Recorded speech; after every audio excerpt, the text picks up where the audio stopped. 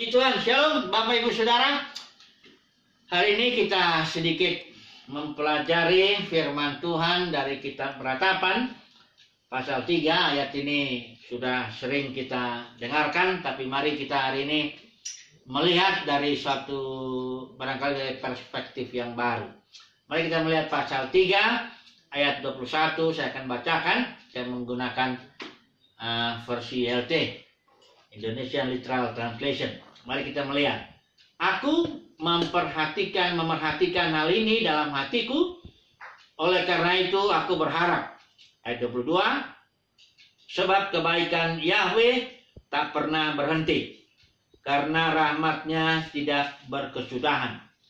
Selalu baru tiap pagi, besar kesetiaan.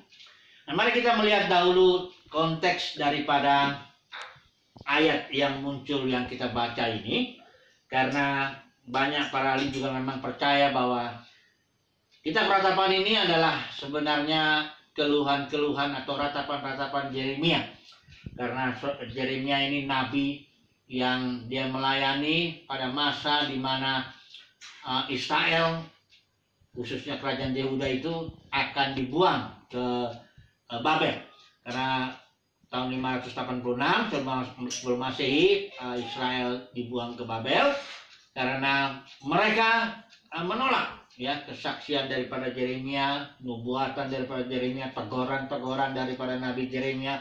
Mereka tidak mau mendengarkan dan mereka akhirnya dibuang ke Babel. Nah, kita melihat bahwa Yeremia ini seorang nabi yang banyak kali kita melihat dia menangis, dia mengeluh juga, dia mengalami tekanan-tekanan, bahkan dia sempat menyesali kehidupannya dan sebagainya. Tapi di sini dikatakan, kalau kita melihat pasal 3 ayat 1 dikatakan di sini, aku manusia yang telah melihat penderitaan karena tongkat murkanya. Jadi memang Yeremia melayani dalam kondisi di mana Israel itu sangat tegar melawan Tuhan dan mengalami dan memberontak kepada Tuhan. Jadi Yeremia melihat tongkat daripada murka Tuhan itu, sehingga kehidupannya menjadi sulit. Barangkali Yeremia ini pun tidak menikah karena kesulitan-kesulitan, ada tantangan-tantangan atau nubuat yang harus dijalaninya. Nah, mari kita melihat bahwa walaupun Yeremia memang seorang yang dikatakan di sini manusia yang telah melihat penderitaan, tetapi ayat 21 dikatakan, aku memerhatikan hal ini dalam hatiku.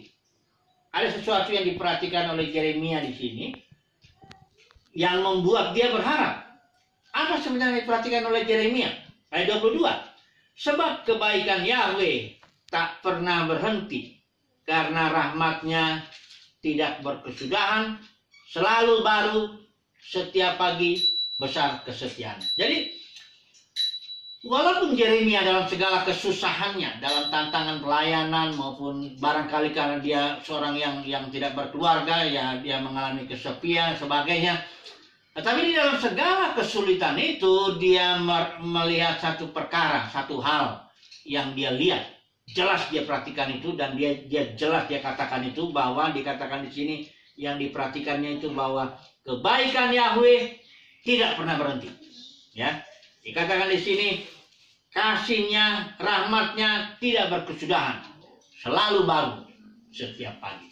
Nah, kalau kita melihat bahwa kebaikan Yahweh, kebaikan Tuhan, kasih setia Tuhan selalu baru tiap pagi, maka ada satu ajaran, katakanlah suatu doktrin yang sudah diterima begitu saja, mengatakan bahwa zaman ini itu zaman kasih karunia katanya, di mana Yesus bangkit mati dan sampai nanti kedatangan yang kedua, menganggap bahwa inilah zaman kasih karunia. Disinilah ada kesempatan orang untuk bertobat, untuk mengalami zaman Tuhan.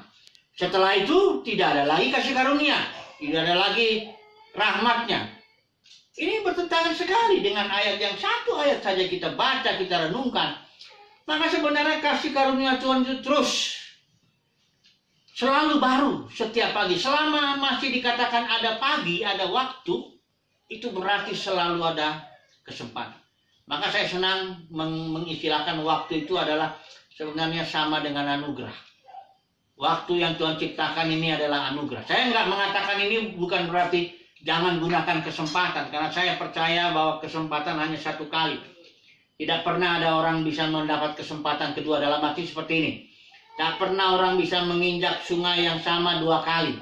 Kalau dia injak kakinya di satu sungai, dia angkat lagi, dia injak lagi berikut, itu bukan sungai yang sama.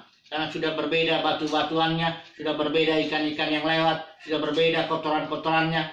Saya percaya kesempatan hanya satu kali. Tetapi Alkitab katakan bahwa kasih setia Tuhan selalu baru, selalu ada. Tambah ya, kesempatan bahkan tambah. Tuhan selalu berbuat, tak pernah berbuat hal yang sama. Tuhan selalu berbuat lebih baik. Kalau perjanjian lama gagal, dia bikin yang baru yang lebih baik. Berarti bahwa kasih setia Tuhan semakin baru tiap pagi. Nah, itu sebabnya kalau kita percaya ayat ini, kalau kita percaya Alkitab, kita harus percaya bahwa semua manusia pada akhirnya akan mengalami pertobatan yang sungguh, akan mengalami kasih karunia Tuhan, akan datang kepada Bapa, akan pada seluruh makhluk. Setiap lutut akan bertelut, lidah akan mengaku Yesus adalah Tuhan. Akhirnya kita harus percaya. Kalau kita percaya Alkitab ini adalah firman Tuhan yang tertulis begitu, kita percaya itu, maka akhirnya setiap lutut bertelut, lidah mengaku Yesus adalah Tuhan. Bapa akan menjadi semua dalam semua. Artinya tidak ada lagi konsep neraka kekal. Karena neraka kekal itu kita tahu itu bukan dari Alkitab. Istilah kekal, aion dalam Alkitab itu bukan harus diterjemahkan kekal. Aion itu zaman. Memang ada neraka, Bapak Ibu Saudara. Jangan main-main dengan hidup ini. Ada memang neraka. Tetapi selalu baru kasih setia Tuhan itu. Selalu ada kesempatan, dalam arti akhirnya setiap lutut bertelut, lidah mengakui suara Tuhan. Namun di zaman ini memang benar.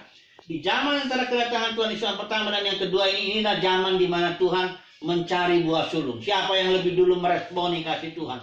Siapa yang lebih dulu sungguh-sungguh mengikut Tuhan? Nah, itu menjadi satu tim buah sulung, para pemenang yang akan dipakainya di zaman-zaman berikut untuk memulihkan segala sesuatu. Saya sangat percaya Bapak Ibu Saudara, pemulihan segala sesuatu. Karena itulah yang dikatakan oleh Alkitab ini. Ketika nanti waktu habis, ketika tidak ada lagi matahari, tidak ada lagi bulan, Tuhan sudah menjadi penerang. Ketika waktu itu habis, maka disitulah justru dimulai kasih setia Tuhan yang kekal itu. Karena zaman kekekalan, waduh, luar biasa lagi, lebih luar biasa. Jadi Bapak Ibu Saudara, mari kita membaca Alkitab jangan dalam kerangka teologi tertentu atau kerangka doktrin tertentu sehingga membatasi kasih karunia Tuhan, membatasi anugerah Tuhan, membatasi kesetiaan Tuhan. Alkitab tetap katakan, apapun pandangan saudara sekarang, doktrin saudara, teologi saudara, Alkitab sudah katakan, kasih setia Tuhan tak berkesudahan. Kalau kita bilang tak berkesudahan, betul-betul dia berkesudahan. Artinya nanti semua manusia pada akhirnya akan datang kepada Tuhan Yesus. Setiap Yesus bertelut, lidah mengaku Yesus adalah Tuhan. Bagi kemuliaan Bapa. Jadi puji Tuhan, di akhir tahun ini, Bapak Saudara yakin tahun berikut kasih setia Tuhan bagi kehidupan kita lebih besar daripada saat ini. Karena Tuhan selalu berbuat lebih baik, dan lebih baik. Berarti kasih setianya Tuhan dia tiap pagi makin bagus. Maka masa depan kita penuh harapan. Masa depan kita di sini Alkitab bilang Yeremia, maka itu sebabnya aku berharap karena kasih setia Tuhan tak berkesudahan. Puji Tuhan, ini sharing singkat saja. Semoga di tahun ini dan tahun ke depan yang sebentar lagi, besok kita akan melewati malam di mana tahun 2019 kita masuki, kita yakin bahwa kasih setia Tuhan di situ juga akan berkelimpahan. Anugerahnya selalu baru. Setiap pagi, bahkan lebih lagi dan lebih lagi. Haleluya. Puji Tuhan. Amin.